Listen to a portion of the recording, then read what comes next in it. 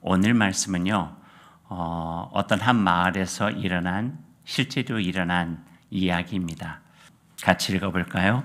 그들이 길 갈 때에 예수께서 한 마을에 들어가심에 마르다라 이름하는 한 여자가 자기 집으로 영접하더라. 여기서 한 마을은 베다니입니다. 예루살렘에서 그리 멀리 떨어져 있지 않은 곳이죠. 예수님께서 예루살렘에 계실 때에 저녁으로는 베다니에 나와서 주무시고 그 다음 날에 예루살렘에 가시고 했으니 그렇게 멀리 떨어진 마을이 아닙니다. 하지만 작은 마을이에요. 예수님 일행이 예루살렘으로 향하여 가시면서 이제 거반 가실 때에 베다니라고 하는 동네에 들어가시게 되었습니다. 근데 그곳에 살고 있는 한 여인이 있었어요. 그 여인 이름이 마르다.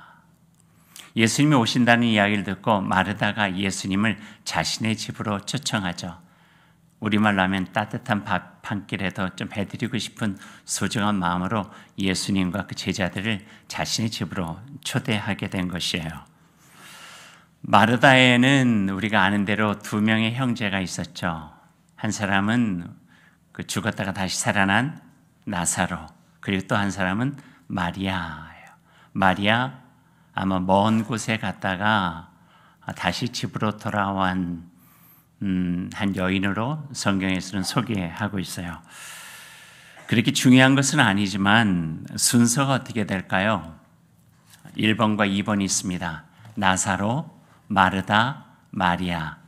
그 순서인지 아니면 마르다, 나사로, 마리아인지 어떤 게 맞을 것 같아요? 그저 우리가 가지고 있는 생각은 나사로가 제일 큰 오빠고 밑에 마르다, 마리아 있는 걸 생각하는데요.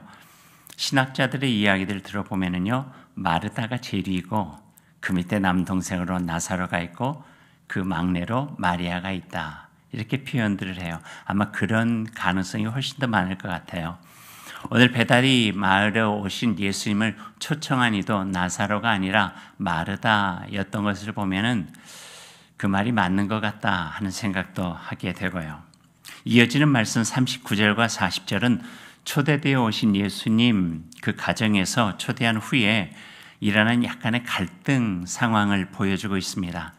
전통적으로 이 말씀에 대한 해석이 여러 가지로 분분한데 오늘 그 말씀에 대한 이해를 조금 더 돕기 위해서 함께 보면 참 좋겠다 생각이 되어집니다.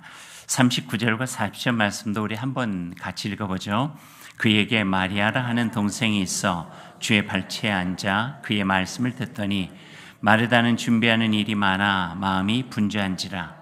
예수께 나아가 이르되 주여 내 동생이 나 혼자 일하게 두는 것을 생각하지 아니하시나이까. 그를 명하사 나를 도와주라 하소서. 예수님이 초청된 자리에서 두 자매는 전혀 다른 두 모습을 보여주고 있습니다. 언니 마르다는 자신이 초대하기도 했고 영접한 예수님과 제자들을 위해서 정성껏 음식을 준비하는 일을 해요.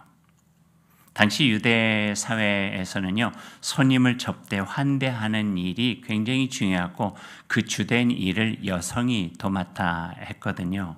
그건 여성의 명예였어요. 이해가 되시죠? 저도 아내랑 가끔 그러거든요. 누구 초대하면 그냥 있는 대로 해. 근데 어떻게 그래?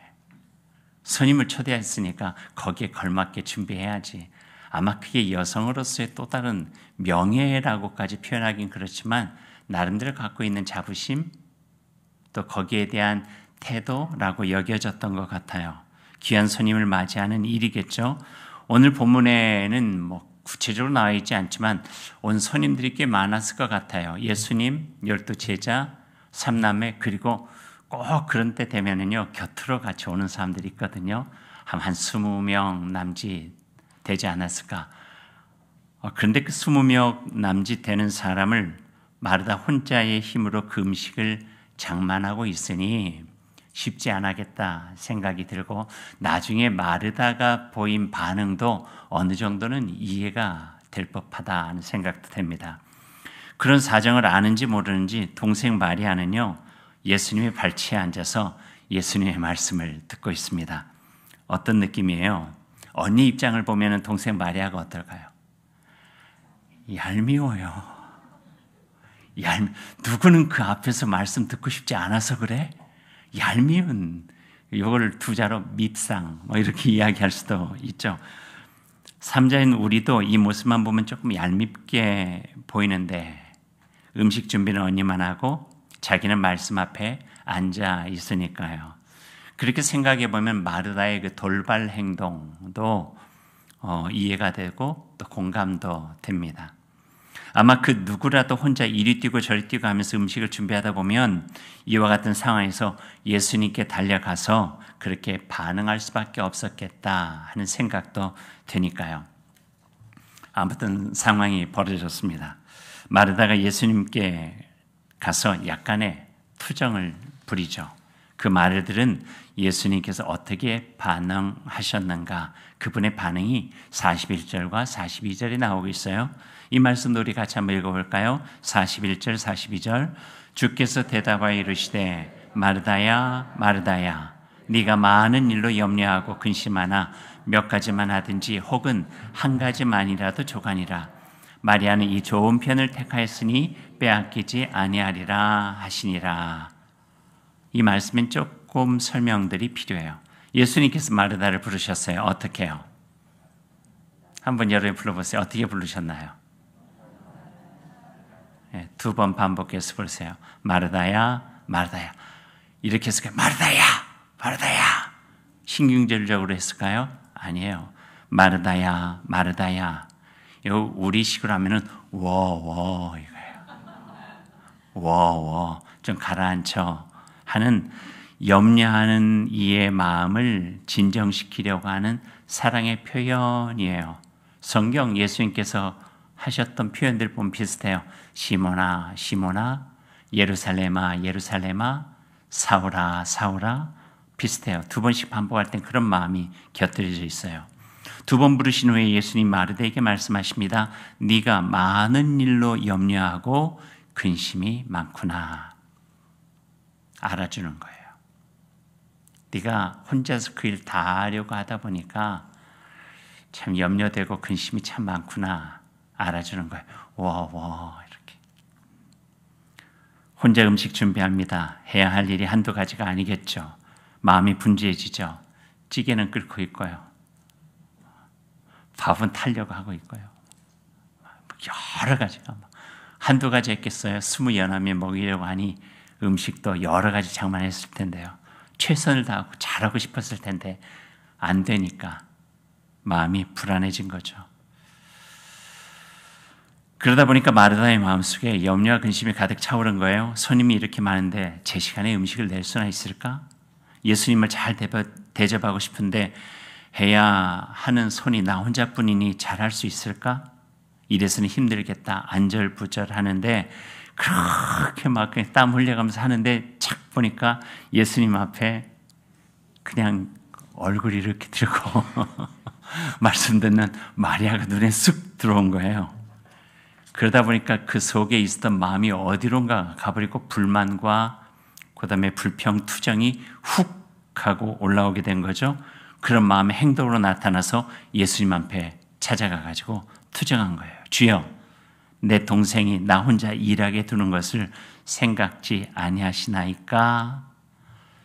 마리아에게 해도 돼요. 와서 언니 좀 도와줘 라고 하는데 이 상황에 갈등 상황을 만든 것은 마리아만 문제가 있다고 생각하지 않은 거예요. 마르다는. 예수님한테도 그 마음이 좀 이렇게 연결이 되어져 있어요. 말하자면 동생 마리아를 향해서는 서운함, 예수님을 향해서는 섭섭함, 이 두 가지 마음이 같이 쏟아져 나온 거죠. 말하자면 예수님 이런 상황을 아시면, 제가 이렇게 막 부산나게 하고 있는 걸 보셨으면 동생에게 마리아야 너는 부엌에 가서 언니를 좀 도와주면 좋겠다 이렇게 말씀하셔야 되는 것 아닌가요?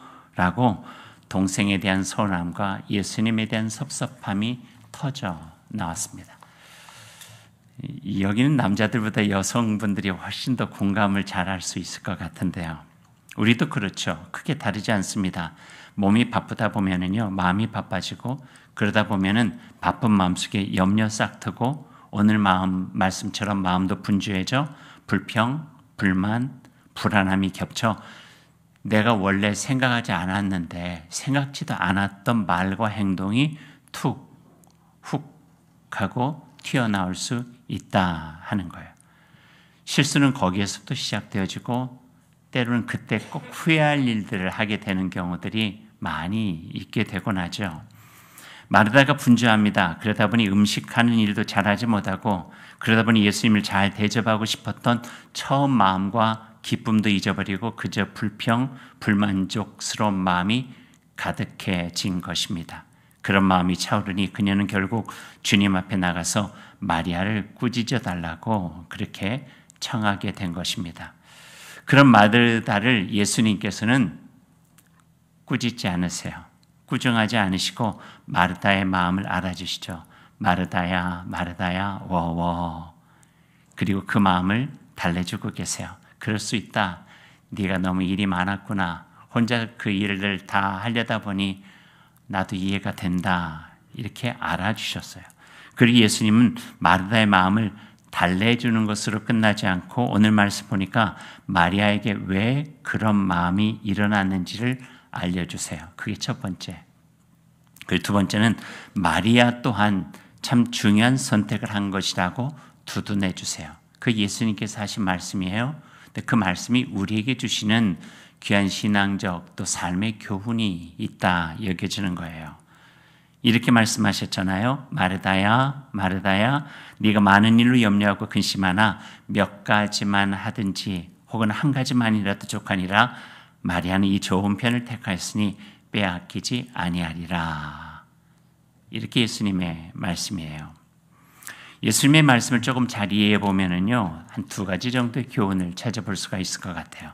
첫 번째는 많이 오해하기도 하고 기존의 이 말씀을 해석하는 방법이기도 한데요. 예수님께서는 마르다의 봉사와 마리아의 말씀 들음을 비교하지 않으셨어요.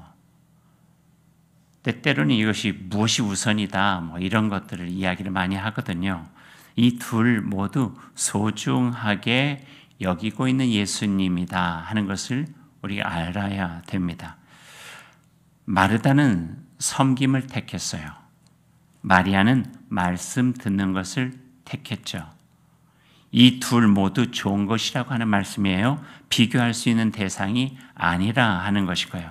물론 이렇게 이야기를 하는 사람도 있어요. 말씀 들음이 먼저고 봉사가 다음이고 예배가 먼저고 봉사가 다음이라고요. 하지만 예수님의 말씀 그 자체로서는요. 이 둘을 비교하지 않으세요. 예수님의 말씀에는 이 둘 중 어떤 것이 우선이다, 어떤 것이 옳다 그러다 말씀하지 않고 계셔요. 예수님께서 말씀하신 핵심은 다른 데 있다 하는 거예요. 그 핵심은 분주함으로 인해서 마음을 잃어버리지 말라 하는 거예요. 분주함으로 인해서 마음을 잃어버리지 말라. 예수님이 언급하신 것은 부엌일 자체가 아니라 마음이 분주함으로 인해서 일어난 일에 대한 부분이거든요. 만일 마르다의 마음이 분주하지 않았으면 그 마음이 어땠을까요? 부엌일을 하면서도 음식을 장만하면서도 이런 생각이 가득했을 것 같아요. 오랫동안 집을 나가서 밖으로 돌아다니다가 다시 찾아와서 예수님의 말씀을 듣기 위해서 그 앞에 서 있는 동생이 참 귀했을 거예요. 분주하지 않았으면 갖게 되는 마음. 또 분주하지 않았으면 자신이 하고 있는 음식 맛을 보면서 예수님이 좋아하실까? 참 좋아하실 거야 라고 하면서 준비하는 일에 대한 기쁨과 보람이 그 안에 있었을 거예요. 그리고 또 하나, 예수님을 초대해서 자신의 집에서 함께하는 벅찬 감격. 내가 언제 이렇게 예수님과 제자들을 이렇게 대접할 수 있겠어? 야, 참 감사하다, 참 귀하다 하는 감사와 그 일을 준비하고 있는 마음의 행복, 분주하지 않았으면 잃어버리지 않을 이 소중함을 마음이 분주하기 때문에 염려가 되고 근심이 되고 불만이 돼서 훅 하고 터져 나온 것이죠. 오늘 마르다는 그 바쁨과 분주함을 인해서 기쁨을 잃어버렸죠. 감사 잃어버렸죠. 감격을 잃어버렸어요. 예수님께서는 거기에 대한 이야기를 하고 계시는 거예요. 두 번째는 조금 사회 문화적인 배경 속에 오늘 이 본문을 읽어볼 필요도 있다 하는 거예요. 39절 말씀을 보면은요, 마리아의 모습을 이렇게 표현하고 있어요. 주의 발치에 앉아 그의 말씀을 듣더니, 주의 발치에 앉아 주님의 말씀을 듣더니, 그건 그냥 그 모습을 이야기하는 게 아니라 여기에 담겨져 있는 또 다른 의미가 있어요. 성경에서요, 누구의 발 아래 앉는다 하는 것은요, 그 사람의 제자가 된다 하는 뜻이에요. 실제로 사도행전 22장에 보면은 사도 바울을 소개하면서 가마리엘의 발 아래에서 율법을 배웠다, 그의 제자가 됐다는 거예요. 그러니까 발 아래라 하는 것은 제자라고 하는 말을 표현하고 있는 또 다른 은유적인 메타포의 의미가 담겨져 있다는 거죠. 이것은 당시 유대 사회에서 제자를 발 곁에 또 발 아래 말씀을 듣는 자라고 칭하는 것과 연결이 되어집니다. 그런데 문제는 이는요, 오직 남성에게만 허락된 자리였다는 거예요. 여성에게 주어진 자리는 배움의 자리, 제자의 자리가 아니라 배우는 이들, 제자들을 섬기는 일만 여성들에게는 허락된 자리였어요. 남자의 자리와 여자의 자리가 엄연히 구분이 되어져 있다는 거죠. 성별에 따라 자리가 구별되어진 거예요. 2000년 전이 그럴 수 있겠지. 우리가 이해할 법한 부분이에요. 남성 중심의 문화가 철저히 굳어져 있는 것을 우리들이 알고 있으니까요. 그런 사회에서 주어진 자리를 벗어나는 것, 여긴 남성의 자리, 여긴 여성의 자리, 여긴 유대인의 자리, 여긴 이방인의 자리, 그것을 벗어나는 것은요, 허락되지 않았어요. 사회의 규범을 무너뜨리는 일이죠. 심지어는 하나님의 질서를 어지럽히는 일이라, 깨뜨리는 것이라 결코 쉬운 일이 아니에요. 근데 오늘 본문에서 마리아가 예수님의 발 곁에 앉아서 말씀을 듣고 있다는 거예요. 허락되지 않은 자리에 마리아가 앉아가지고 말씀을 듣고 있었던 거죠. 자신에게 주어진 경계를 넘어 배움의 자리를 선택한 것이에요. 그러나 분명히 알 것은 그건 의도적인 것도 아니었어요. 이런 문화를 내가 깨야 되겠다. 여성의 인권을 가지고 저항하고 그런 의미도 아니에요. 그저 예수님의 말씀이 듣고 싶은 거예요. 근데 당시의 규정과 문화로서는 그런 순수한 마음을 가지고 있는 여인들에게 안 돼. 너희의 자리는 여기가 아니야. 가. 너희 자리는 저기야. 라고 말하고 있는 은연한 차별들이 있었다 하는 거죠. 근데 예수님의 태도는 거기에 다르게 이야기를 하고 있어요. 예수님 당시 규정과 문화에 따라 마리아야, 너는 여기 있으면 안 돼. 부엌에 가서 언니를 도와줘. 라는 말 대신에 예수님은 마리아는 이 좋은 편을 택하였다, 이렇게 옹호해 주시는 거예요. 예수님 마리아 선택이 좋은 것이며 그 선택을 누구도 나무랄 수 없다, 빼앗아갈 수 없다, 빼앗기지 않을 것이다 말씀해 주신 거죠. 물론 더불어 마르다가 한 일 또한 잘못되었다 말씀하지 않으세요. 그 또한 귀한 일이기 때문이죠. 오늘 본문의 말씀을 우리들이 잘 알아야 돼요. 어떤 일이 더 귀하고 덜 귀한 우열의 문제를 이야기하고자 하는 것이 아니라는 거예요. 이건 선택에 대한 부분을 말씀하고 계세요. 마르다가 부엌에서 일한 것도 귀한 일이고 또한 마리아가 말씀의 자리를 선택한 것도 더없이 귀한 일이에요. 그저 이건 상상이에요. 다음에 예수님께서 예루살렘 가시다가 다시 베다니에 왔어요. 베다니에 올 때 마리아가 언니에게 이런 말을 했다면 얼마나 좋았을까. 성경에 없는 이야기인데 언니 지난번에 내가 예수님 발치에서 말씀 들으면 너무 좋은데 언니가 그때 고생 많이 했지. 오늘은 내가 음식 준비할게. 언니가 거기에서 예수님 말씀 들어. 얼마나 좋아요. 그때 나사로가 나서죠. 아니야. 오늘은 그 마르다 누나 또 마리아 같이 있어. 오늘은 내가 서툴지만 한번 내가 해볼게. 얼마나 좋아요. 상상이지만 괜찮죠? 이런 상상 해보는 거. 잘못된 규정과 잘못된 어떤 그런 부분들이 하나님의 나라, 하나님의 뜻, 이 세상 모두를 편견 없이 사랑하시는 하나님 안에서 하나 될 수 있도록 만들어 가시는 하나님의 세상인 것이죠. 이거는 그저 보기 좋은 게 아니라 오늘 예수님께서 하신 말씀에 걸맞는 모습이라고 하는 것이 중요합니다. 예수님은 누구든 말씀을 배우고 제자가 되는 일은 좋은 일이며 그 일에 남자, 여자가 나누어질 수 없음을 말씀을 해 주신 것이기 때문입니다.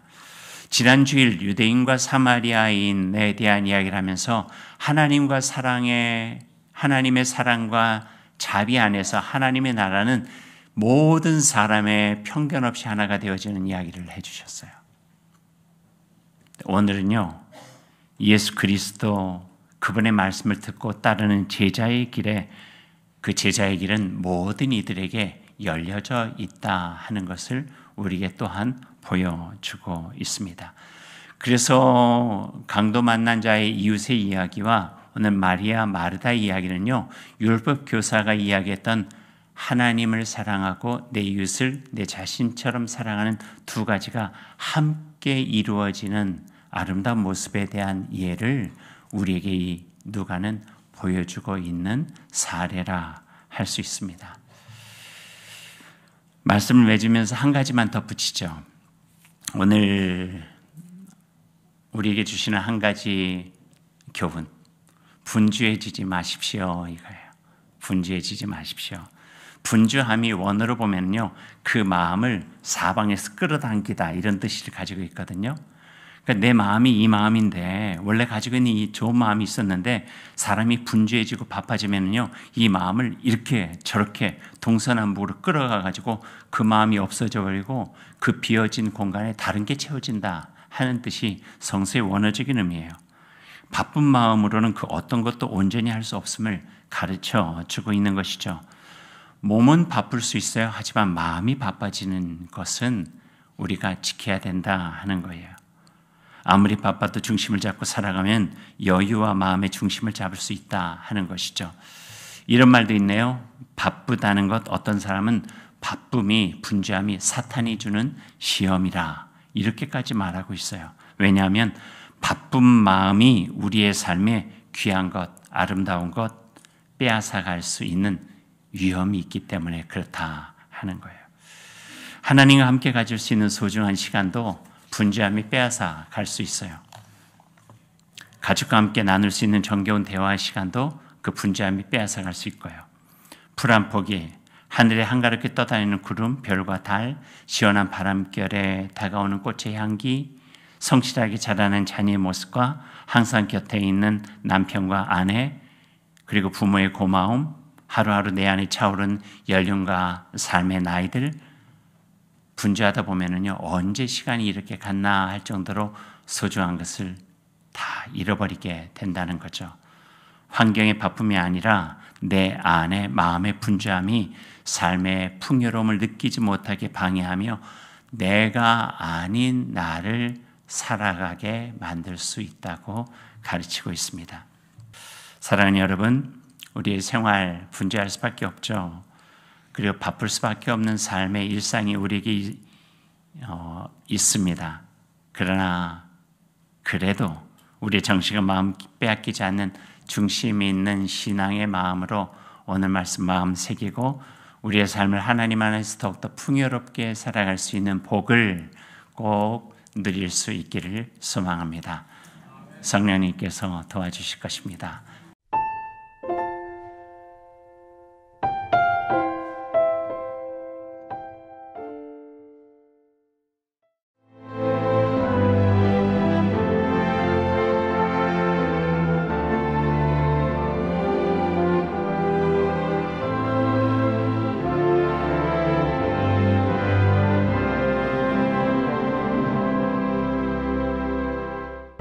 일 년 12달 꽃피는 섬이 있습니다. 천사섬 신안 사계절 꽃축제.